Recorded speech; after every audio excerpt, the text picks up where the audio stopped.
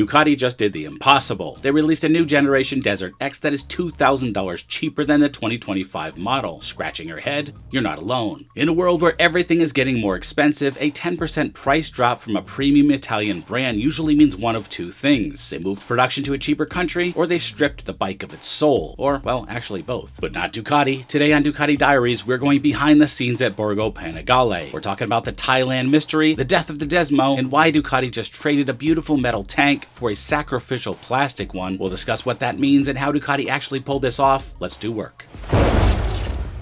Guys, I am wearing Saint motorcycle jeans, who also gave me a discount code for you guys. These jeans are stylish, comfortable enough to wear. I've actually worn these at work, even in the office, and they are 200 times stronger than steel. My discount code is in the description below, and the full review is at the end of this video. I highly recommend these. Check them out. Let's kill the internet rumor first. Is it cheaper because it's not made in Italy? The answer is a hard no. If you're in North America or Europe, your DesertX V2 is still hand-assembled in Bologna, Italy. Yes, Ducati has a plant in Thailand, but that's just a strategic hub for the Asian market to avoid massive import duties. I repeat, if you're in North America or Europe, your DesertX is going to be made in Italy. One of the main secrets to the $16,995 price point is scale. By using the exact same engine across the new Monster, Panigale, and DesertX V2, Ducati has achieved massive economies of scale. They are building one engine in high volume rather than maintaining several different specialized power plants, and that saves money. By building one universal heart in massive numbers, they've dropped their production costs through the roof without leaving Italy.